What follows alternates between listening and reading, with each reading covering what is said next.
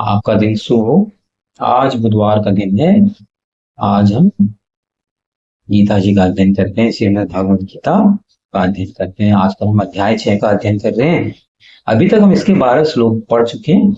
आइए आज हम इसके 4 श्लोक नंबर 13, 14, 15, 16 समझने का प्रयास करेंगे। जो मैंने समझा है वो मैं आप लोगों को बताऊंगा, लेकिन आप लोग खुद पढ़िए, इसको समझिए, तब ज्यादा अच्छा रहेगा। आइए शुरू करते हैं। जो उसमें 13 और 14 श्लोक हैं एक साथ हैं, उनका लगभग अर्थ एक है, तो इसे मिलाते हुए इनको साथ में पढ़ते हैं। समङ्काय शिरो ग्रीवं धारयन्नचलं स्थिरः सम्प्रेक्ष्य नासिकाग्रं स्वमुदिश स्वचाणनवलोकयन् शान्तात्मा विगतविब्रह्मचारी वृत्ते स्थितो मनसंयममचितो युक्त आसीत मत्परः। इसका जो अर्थ है वो इसमें कहा गया है, योगाभ्यास करने वाले व्यक्ति को चाहिए कि वो अपने शरीर, गर्दन तथा सिर को सीधा रखे और नाक के अगली दृष्टि सिरे पर दृष्टि लगाए। इस प्रकार वो अविचलित तथा दमित मन से भय रहे, विषय जीवन में पूर्णतः मुक्त होकर अपने हृदय में मेरा चिंतन करे और मुझे अपना चरम लक्ष्य में। अब यहाँ पर भगवत प्राप्ति प्राप्त करने के लिए, भगवान को जानने के लिए यहाँ पर क्या कहा गया है कि पहले तो आप योगाभ्यास का प्रयास कीजिए।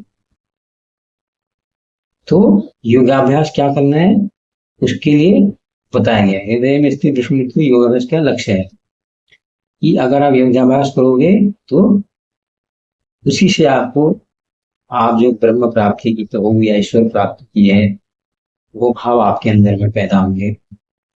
तो यहाँ पर जो संयम बनाने के लिए कह रहा है कि अपने शरीर को, गर्दन को, सिर को सीधा रखें, क्योंकि इसमें कहा गया है अगर आप आराम की अवस्था में रहोगे, जैसे आप स्कूल में पढ़ते हो, कभी आप बिल्कुल अपनी बॉडी को सीधे छोड़ दो, ढीला छोड़ दो, कहीं मीटिंग में गए हो, कहीं बाहर कहीं कुछ सुनने गए हो, तो आपको नींद आ जाती है।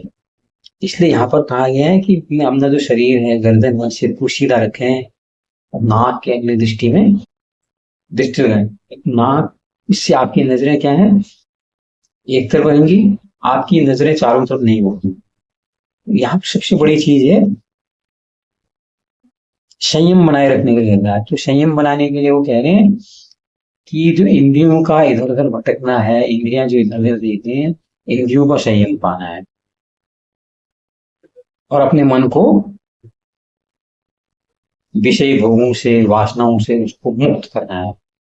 ये पहले कह रहे हैं कि ये योगाभ्यास की जो पहली अवस्था है, पहली शुरुआत कैसे करनी है, आपको शरीर को तनाव में नहीं रखना है, शरीर को सीधा, मतलब यहाँ पर अगर देखा जाए तो सीधी सीधी भाव योगाभ्यास में क्या गया है कि आपके अंदर देहत्व नहीं आना चाहिए। देह के प्रति आपको योगाभ्यास करते हुए छोड़ना चाहिए। अगर आप देह के प्रति आप करोगे, वो तो सोने का, खाने का, पीने का, मैथुन का, हर चीज का प्रयास हो करता है, वो तो बताएगी, फिर इंद्रियां उसका इसमें से उपयोग करेगी और आप फिर भटक जाओगे, फिर आपको योगाभ्यास आपका नहीं हो पाएगा।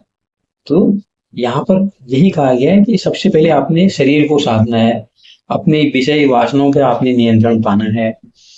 जब आप उस पर नियंत्रण पाओगे तो उसके बाद आप जो है योगाभ्यास की ओर प्रवृत्त होगे। और उसके बाद उन्होंने कह रखा है कि अपना जो ध्यान है वो मेरी ओर केंद्रित कर दें। अगर आप कहीं कोई सुंदर चीजों के प्रति, सुंदर भोजन के प्रति, स्वादिष्ट भोजन के प्रति, अच्छी सुगंध के प्रति ऐसे आप भाव रखेंगे, उससे आपका योगाभ्यास नहीं लग पाएगा। इसलिए यहाँ पर कह रहे हैं कि मन में भी जो है वो किसका ख्याल करना है, भगवान का, प्रभु का ध्यान करना है। ये सब करते हैं, उसको ही आप लक्ष्य बनाओ। भगवान में सवा की सेवा में लगे रहने से ये सारे जो आकर्षण है, विषय भोग के, वासना के जो आकर्षण है, वो उसमें लगे रहने से अपने आप ही जो इंद्रिय से जो वासनाएं, विषय उठते हैं, वो भगवान में ध्यान लगाने से फिर खत्म हो जाती है। भगवान का दर्शन करना ही इसका लक्ष्य होना चाहिए। समस्त युग में सर्वश्रेष्ठ है भगवान में जो ध्यान लगाता है वो माना जाता है।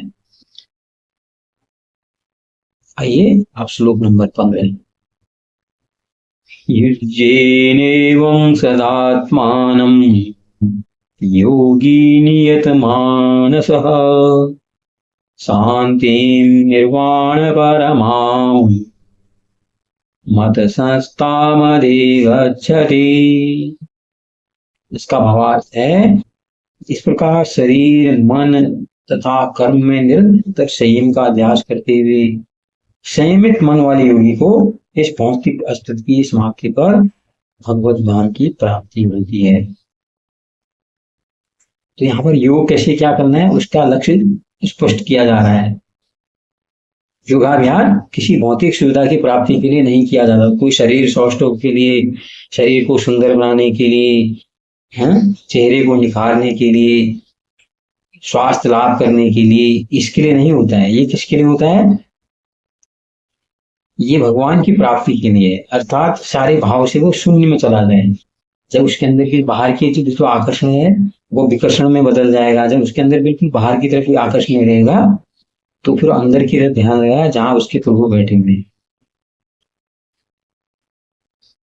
यहाँ पर जो प्रभु क्या है वहां पर ध्यान लगाओ तो कहा गया है जो ईश्वर को कैसे प्राप्त होगा। ऐसी जगह ईश्वर की जो भगवान धाम है, जो ब्रह्म लोग है, वह ऐसा नहीं है कि जहाँ पर सूर्य भी है चंद्रमा भी है। वो ऐसी चीज है वहां पर न तो सूर्य भी है, न किसी की चमक है, न बिजली की चमक है, न वहां कुछ चल रहा है। वहां पर सारे जो इस तरह का वो लोग हैं, वहां पर सदा लोग स्वप्रकाशित है, अर्थात जागृत हैं। वो तो आत्मिक रूप से उन्नत है। इसका मतलब कोई अलग ही लोग नहीं है। इसका वो लोग ये हो गया जो आदमी अपने दिल में जिसने जगा लिया, अपनी भावनाओं पर नियंत्रण कर लिया, विषय भोगों के प्रति जो भटक नहीं रहा है, वो आकर्षण जिसने खत्म कर दिया, रोशनी में जाके भटक नहीं रहा है, तो जब आत्मलोक में चला जाता है, अंदर की ओर जब अंतर्मुखी आदमी हो जाता है तो उसको ब्रह्म की प्राप्ति अपने आप हो जाती है। वहां की जो रोशनी है फिर वो बाहर की कितनी चकमकाहट है इस सबसे फिर प्रभावित नहीं होती है, क्योंकि फिर अपने अंदर ही मन में लगने रहता है। तो ये योगाभ्यास के द्वारा इस तरह से भगवान का ध्यान लगाने से इस चीज की प्राप्ति हो जाती है। ये तो सर्वत्र है। यहाँ पर ये भी कहा गया है कि भगवत धाम या जो ब्रह्म लोग है वो सर्वत्र है, किंतु जिनमें विभिन्नता उसके लोगों को ही परम धाम कहा जाता है। यहाँ पर सीधे यही कहा गया कि भगवान का ध्यान आपको लगा के रखना है, तब आपको योग की पूर्णता संसार से मुक्ति प्राप्त करने में, इंतजार था व्यायाम के कारण तत्व का अबोध नवभूल फुलाने में नहीं है। आज का अंतिम श्लोक भी पढ़ लेते हैं। आइए। नात्यसनतस्तु योगोऽस्ति न चैकान् मनस्नतः न चाति स्वप्नशीलस्य जाग्रतो नैव चार्जुन। इसका भावार्थ क्या है वो मैं आपको बताता हूँ पहले। तो इसका भावार्थ है कि वो भगवान कृष्ण कह रहे हैं, हे अर्जुन, जो बहुत कम खाता है या बहुत अधिक खाता है, जो बहुत अधिक सोता है या पर्याप्त नहीं सोता, उसकी योगी बनने की कोई संभावना नहीं होती है। तो यहाँ पर भोजन नींद इत्यादि के नियमन की बात की गई। आप ना अपना सब कुछ भोजन जो है सिर्फ, क्योंकि देह तो आपको चलाए रखना है, ये देह माध्यम है, ये ब्रह्म लोक जाने में जाने का एक माध्यम है। यहाँ पर आपने इसको सिर्फ चलाए रखने के लिए ऐसा आपको खाना है। ये नहीं देखना है कि नहीं यार मैं डाइटिंग करूंगा, मुझे दुबला होना है, मुझे स्लिम डिम दिखना है, वो सारी चीजें भी हुई है। या कहीं पर को कहता है तो बहुत ज्यादा सो रहा है, शोध से लेर या जो वो है चर्बी है वो बढ़ती है, और कम सोने से डाइजेशन संबंधी दिक्कतें हो सकती हैं। आप इस चीज का ख्याल करो। अगर ये चीजें अगर आपके दिमाग में, आपकी भावना में, आपकी भावना में पूरा क्या है, ईश्वर के प्रति आप लगनशील हो, आपने अपना ध्यान, जो आपने कर्म भी आप करो, अपना शरीर भी आप चला रहे हो, आप कह रहे हो यार मेरे को शरीर क्या है, ये मंदिर है, मंदिर में भगवान रहते हैं, इस शरीर को मुझे सुंदर रखना है, साफ रखना है। क्यों? क्योंकि इसके यहाँ पर प्रभु विराजमान है और मुझे उन प्रभु को संतुष्ट करना, उन्हीं का ध्यान लगा के रहना। उन ध्यान में आपको फिर ये नींद का, खाने का, पीने का, ये कुछ भी फिर ख्याल नहीं रहता है। जो व्यक्ति आवश्यकता से अभ्यास करता है, नहीं खाता है, इस प्रकार जो व्रत पूरा उपवास भी कीजिए, उसके पीछे अगर आपकी भाव निष्काम नहीं है तो फिर वो भी क्या है, वो भी एक सांसारिक कामना वाला व्रत या उपवास है।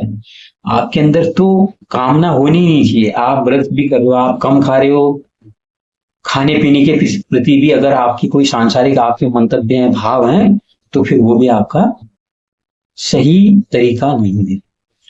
खाओ पियो ऐसे कि आपके ध्यान में हर चीज में अगर भगवान है, प्रभु आपके ध्यान में है, तो आपको प्रभु लोक की प्राप्ति हो सकती है, जो मुक्ति कहते हैं ना, ये ऐसी हो सकती है। ये थे आज के श्लोक। बहुत बहुत धन्यवाद जुड़े हुए, धन्यवाद, नमस्कार, आपका दिन शुभ।